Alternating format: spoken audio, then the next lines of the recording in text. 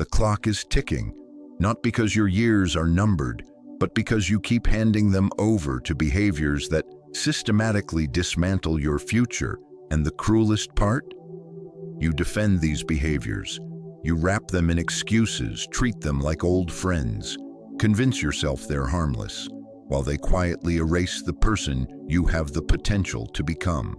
The Emperor Marcus Aurelius wrote, "You have power over your mind, not outside events. Realize this, and you will find strength." But here's the uncomfortable truth. You haven't realized it yet.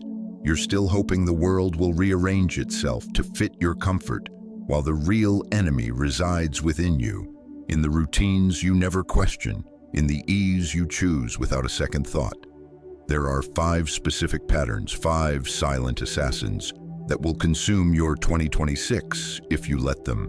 They won't arrive with a warning label. They won't announce their presence. They'll simply keep draining your hours, your drive, your possibility, until you wake up 12 months from now and realize another orbit around the sun has passed, and you're standing exactly where you started. Seneca observed, "It is not that we have a short time to live, but that we waste a lot of it."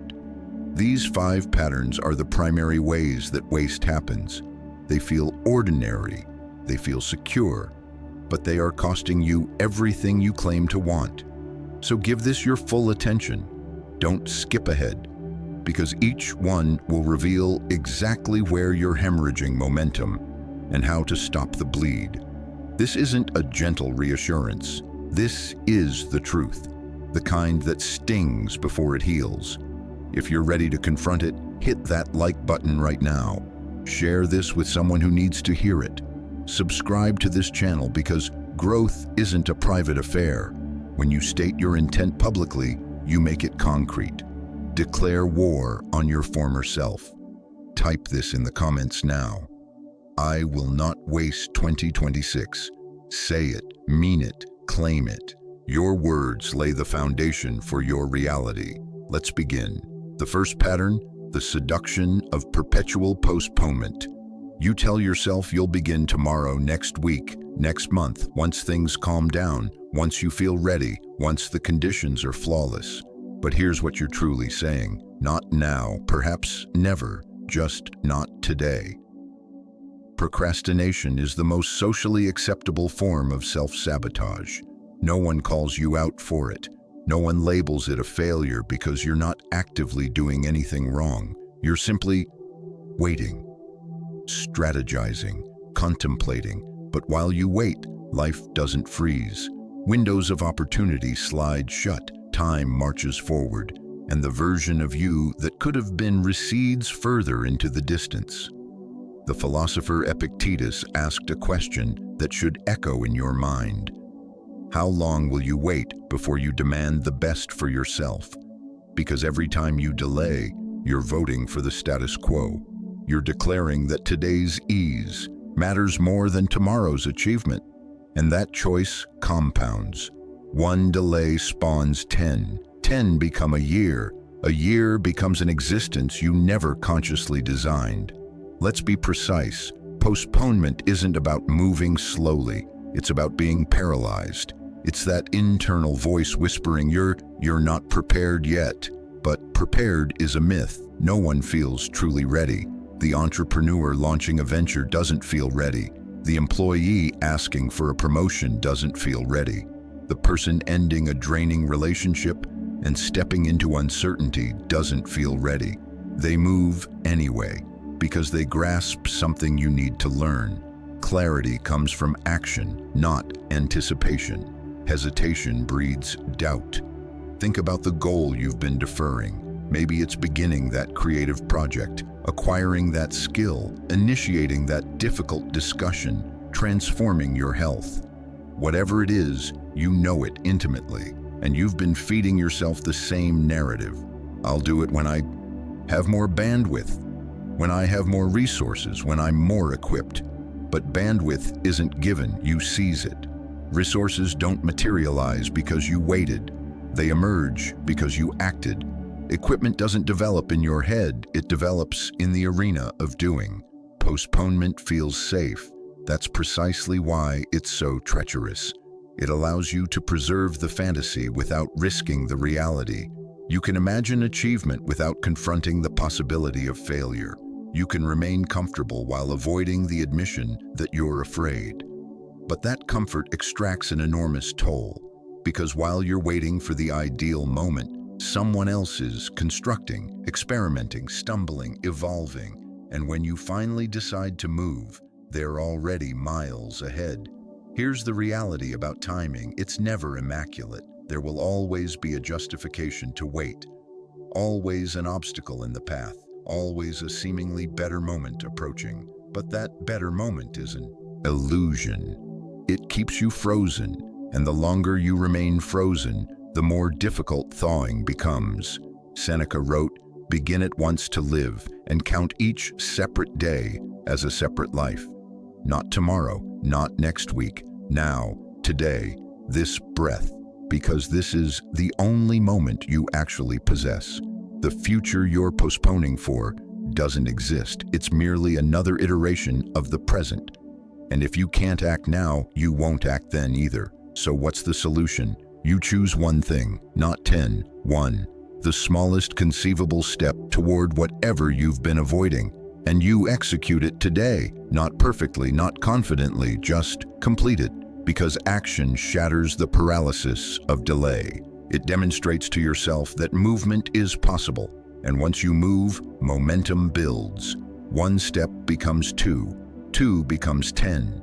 And suddenly, the thing you've been dodging for months is behind you. But you must begin. You must cease negotiating with yourself. Stop seeking permission. Stop hunting for the flawless strategy. Just start. Messy, trembling, inadequately, it doesn't matter. What matters is that you move. The price of postponement isn't merely lost time, it's eroded self-trust.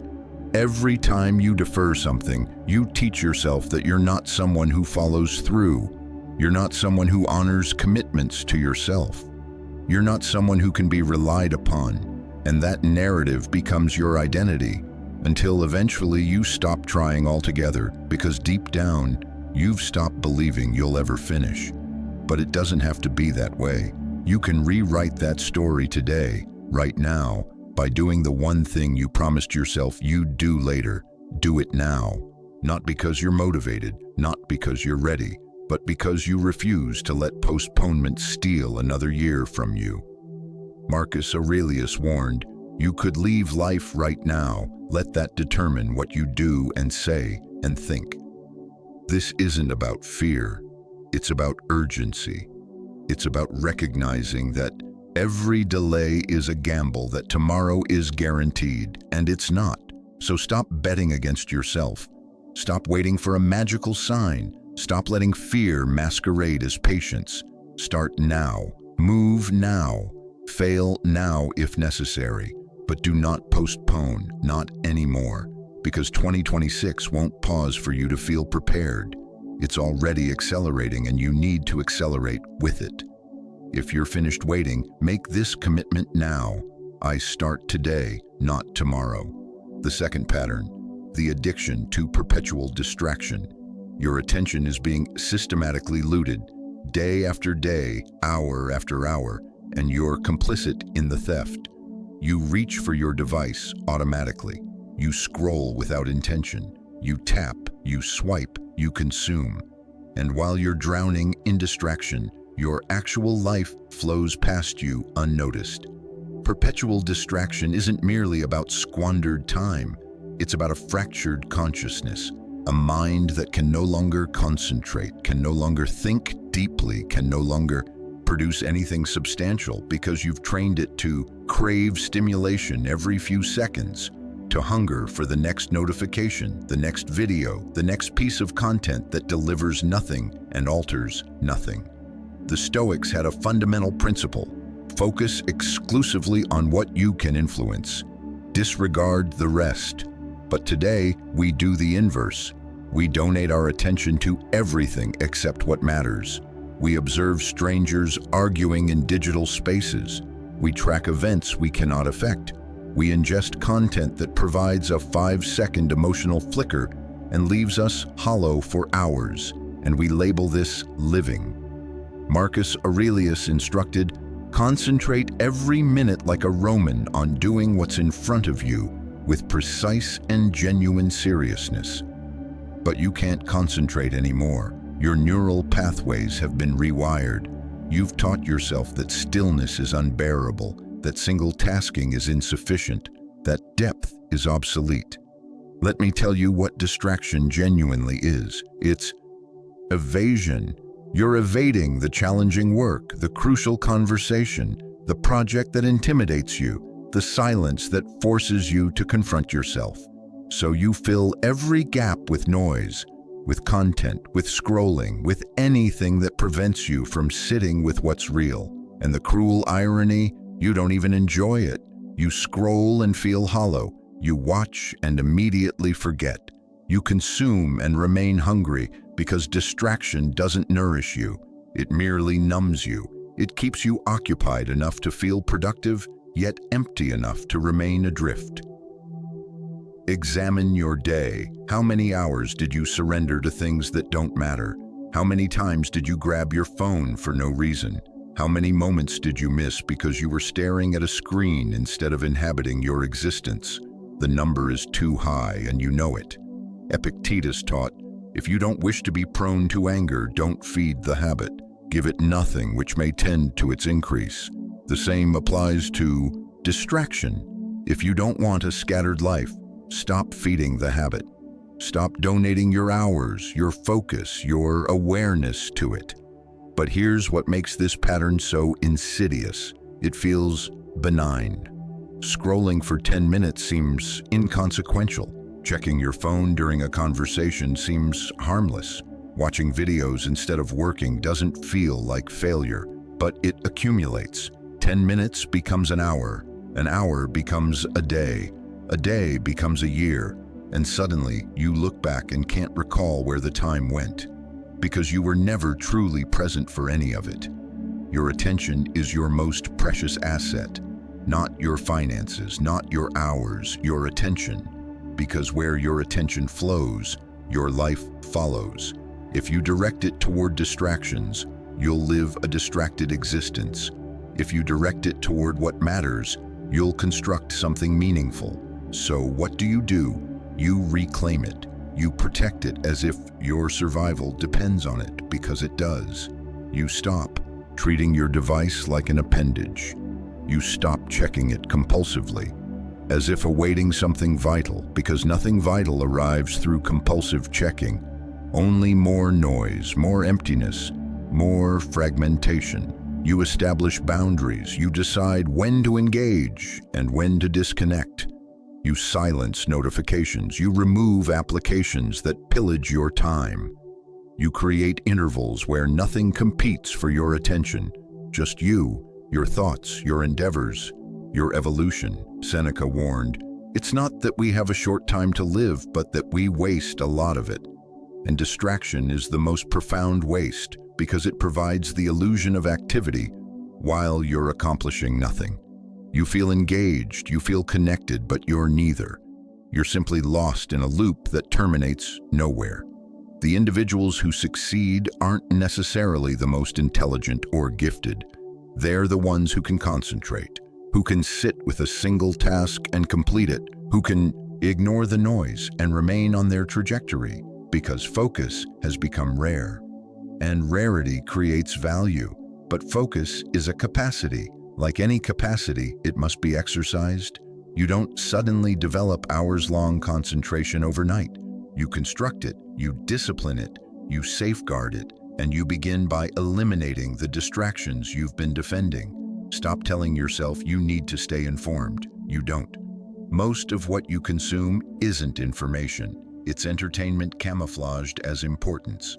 Stop telling yourself it's just a brief pause. It's not. You're fleeing from the work. Stop telling yourself everyone else does it. They do, and they're just as adrift as you are. You're capable of more than this. You know it. Deep within, you know your existence is meant for more than scrolling through other people's curated highlights, more than reacting to events that don't concern you. more than filling every quiet interval with noise. So reclaim your attention, decide what deserves it, and allow everything else to dissolve into the background, because a focused mind is a formidable mind, and a formidable mind builds a formidable life. The third pattern, the relentless pursuit of comfort over expansion. You choose the simpler route every single time. You remain in the role that exhausts you because departure feels threatening. You skip the workout because the sofa beckons. You evade the difficult discussion because silence seems safer. And with every comfort-based choice, you choose to remain small. Growth doesn't occur in comfort. It never has. It never will. Growth occurs in the friction, in the instant when you want to surrender but persist anyway, in the decision that terrifies you yet summons you. Comfort preserves you, but it also imprisons you. The Stoics deliberately practiced voluntary discomfort, not because they enjoyed suffering, but because they understood something most miss. Discomfort forges strength. It teaches resilience. It demonstrates that you're capable of far more than you imagine. Seneca wrote, "Set aside a certain number of days during which you shall be content with the scantiest and cheapest fare. Then you will begin to say to yourself, 'Is this really the condition I feared?' But you don't practice discomfort. You evade it. You've constructed your entire existence around avoiding it. You desire success without struggle, strength without effort, results without sacrifice. And that's precisely why you're still waiting for transformation that never arrives. Let me be direct. Comfort is a gradual executioner. It doesn't destroy you overnight. It simply weakens you, softens you, diminishes your capacity, until one day you encounter an unavoidable challenge and discover you have no resources left to meet it, because you spent years choosing ease over necessity. Examine the areas where you've stopped progressing. Perhaps it's your physical well-being. You know you need to move to nourish yourself differently, to attend to your body. But you choose the comfort of inertia, the comfort of consuming what tastes good rather than what serves you, and your body pays the price, slowly, quietly, until the discomfort you avoided becomes the pain you can't escape. Perhaps it's your professional life. You know you're capable of more. You know you should be acquiring skills, taking calculated risks, building something. But you choose the comfort of familiarity, where expectations are predictable, where you don't have to prove yourself anew. And years accumulate. You watch others advance while you remain stationary, secure, comfortable, and overlooked. Perhaps it's your connections. You know certain conversations are necessary. Boundaries require establishment. Truth needs articulation. But you choose the comfort of silence, of preserving a fragile peace, of not disrupting the equilibrium, and the distance expands. Resentment accumulates, until one day, the relationship you were attempting to protect has already fractured, and the comfort you selected becomes the isolation you inhabit. Marcus Aurelius observed, "The impediment to action advances action. What stands in the way becomes the way." But you don't perceive obstacles as pathways. You see them as signals to retreat, to locate an easier route, to await a journey that demands nothing from you. And that's why you remain at the starting line. Here's what you must internalize. Every time you select comfort over expansion, you're executing a transaction. You're exchanging your future for your present. You're declaring that feeling good today matters more than being capable tomorrow, and that transaction is bankrupting you, because comfort doesn't merely keep you stationary, it propels you backward. While others are developing competencies, you're stagnating. While others are confronting fears, you're avoiding them. While others are becoming more, you're becoming less. Not due to incapacity, but due to unwillingness. And the deception you perpetuate is that you'll begin when you're ready, when motivation strikes, when it no longer feels so difficult. But that moment never materializes because growth always feels difficult. It always demands something from you. It always requires discomfort. And if you keep waiting for it to feel effortless, you'll wait eternally. Epictetus taught, "No great thing is created suddenly, any more than a bunch of grapes or a fig." If you tell me that you desire a fig, I answer that there must be time. Let it first blossom, then bear fruit, then ripen. But you want the harvest without the seasons, the yield without the planting, the strength without the conditioning. And existence doesn't operate that way. So what's your move? You stop selecting comfort. You start selecting expansion, especially when it's hard, precisely when it's hard. You perform the workout you don't feel like performing. You initiate the conversation you've been avoiding. You take the risk that frightens you, not because you're fearless, but because you refuse to let fear dictate your existence. You make discomfort your discipline. You seek it deliberately. You lean into it because you understand that every uncomfortable moment is constructing a more resilient version of you. Every challenge you encounter is teaching you something essential. Every time you choose expansion over comfort, you're investing in yourself. And here's the beautiful truth. The more you do this, the more natural it becomes. Not because the tasks become easier, but because you become stronger. Your capability expands, your confidence deepens, and what once seemed impossible becomes simply another thing you do. But it begins with a choice. Today, right now, to stop fleeing toward comfort and start advancing toward growth, to stop avoiding the difficult and start embracing it, to stop settling for who you are and start becoming who you're meant to be. Comfort will always be available. It will always be the simpler selection. But growth has an expiration date. There's a window. And every day you choose comfort, that window narrows, until eventually it closes, leaving you with the awareness that you could have been more, accomplished more, become more. But you chose safety instead. Don't let that be your narrative. Choose differently. Choose growth. Choose discomfort. Choose strength. Because that's where your future resides, not on the effortless path, but on the one that demands everything from you and returns everything to you. Drop this affirmation in the comments. I choose growth over comfort. The fourth pattern, the exhausting need to justify yourself to those who don't matter. You expend enormous energy explaining, defending, rationalizing. You tell people why you made that decision, why you're approaching things unconventionally, why you're not following the trajectory they anticipated. And while you're occupied with explanations, you're not building. You're not advancing. You're trapped in a dialogue that will never reach resolution, because people who don't share your vision will never be satisfied with your reasoning. Here's the reality. Your existence isn't a proposition to be debated. Your aspirations don't require endorsement. Your journey doesn't need authorization from those who aren't traveling it with you. Yet you keep granting them influence. You keep allowing their perspectives to shape your choices. You keep believing that if you could just articulate it more clearly, they would finally comprehend. They won't, and they don't need to. The Stoics understood this profoundly. Marcus Aurelius wrote, "It never ceases to amaze me. We all love ourselves more than other people, but care more about their opinion than our own." Read that again.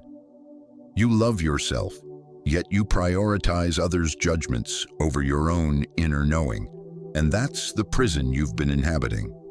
Every time you explain yourself to someone irrelevant, you're soliciting validation you don't require. You're seeking approval from individuals unqualified to provide it, because they're not living your life. They don't carry your obligations. They don't perceive your vision. They only see their own restricted viewpoint, and you're allowing that viewpoint to restrict you. Consider how much time you've squandered, how many conversations you've invested in trying to make someone understand why you're choosing this direction, why you're leaving that situation, why you're betting on yourself. And after all that dialogue, what changed? Did they suddenly become supporters? Or did they simply generate new objections?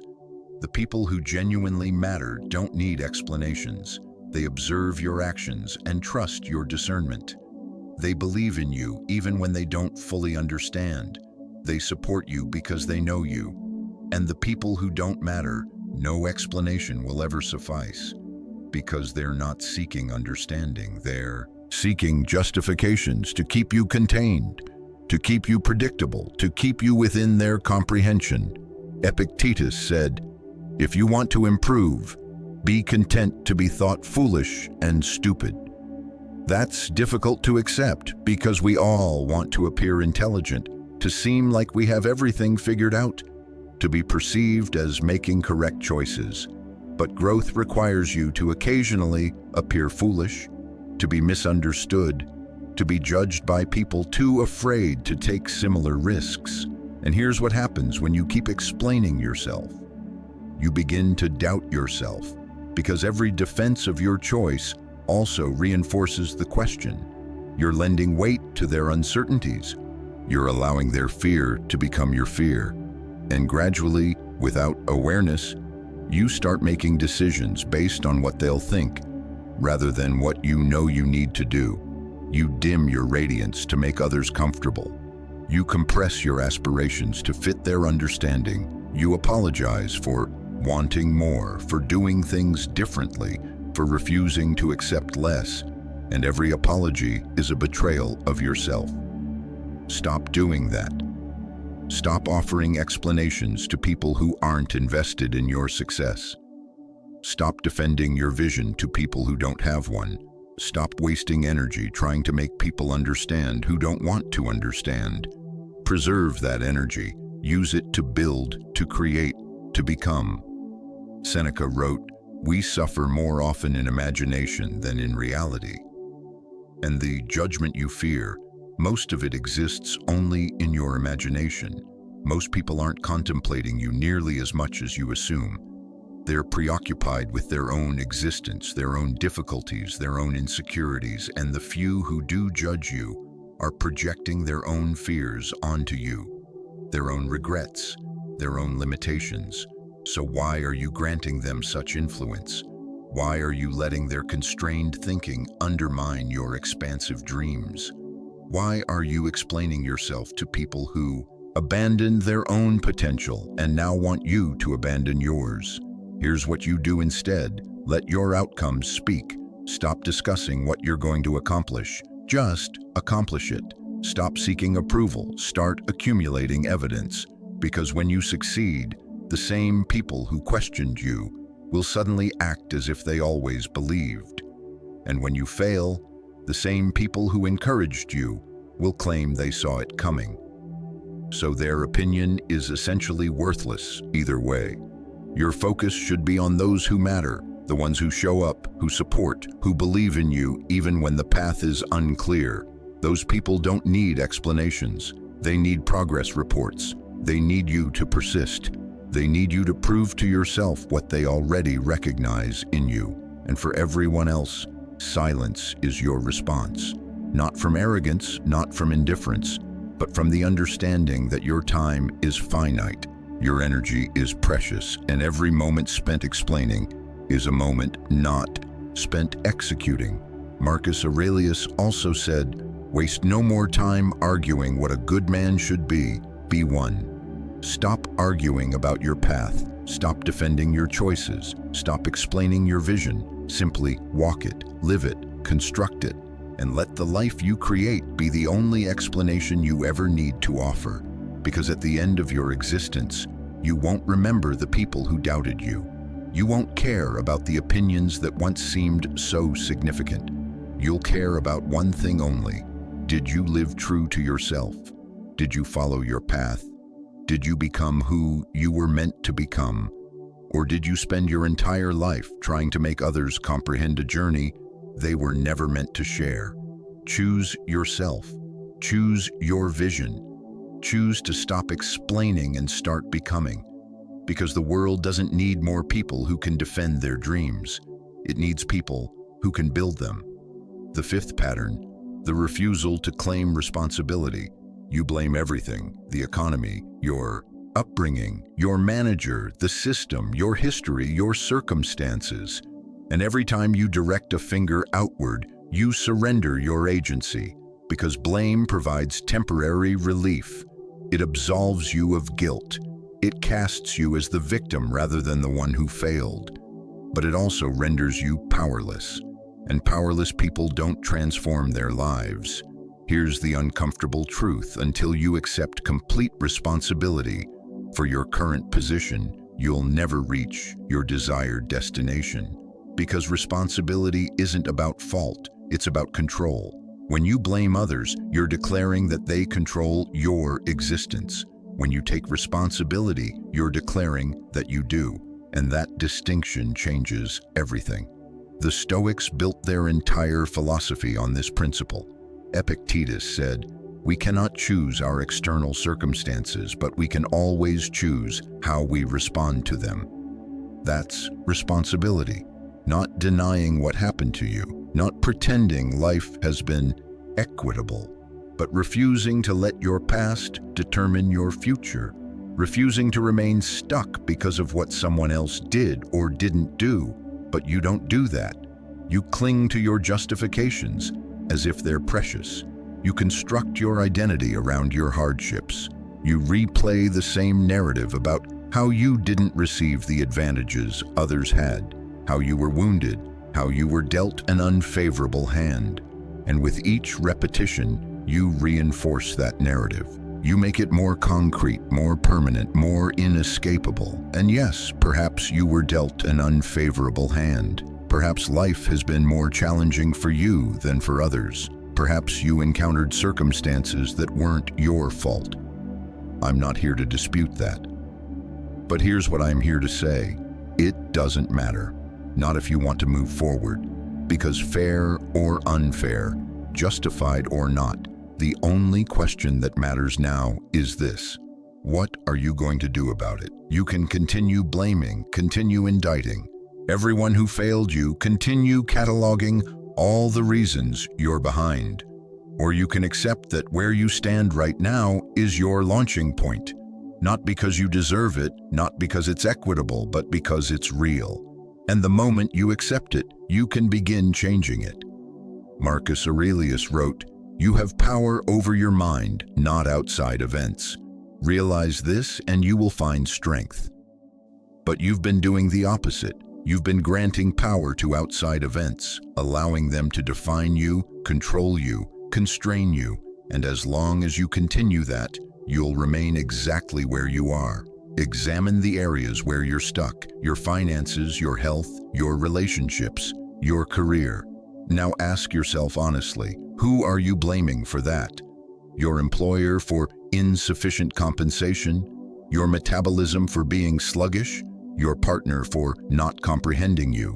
Your industry for being challenging? And perhaps those things are accurate. Perhaps your employer doesn't compensate adequately. Perhaps your body doesn't respond like others. Perhaps your partner is difficult. Perhaps your industry is dysfunctional. But blaming them doesn't resolve anything. It merely maintains your stagnation. Because as long as you're focused on what they're doing wrong, you're not focused on what you can do right. Here's what responsibility actually looks like. It's not claiming everything is your fault. It's claiming everything is your responsibility.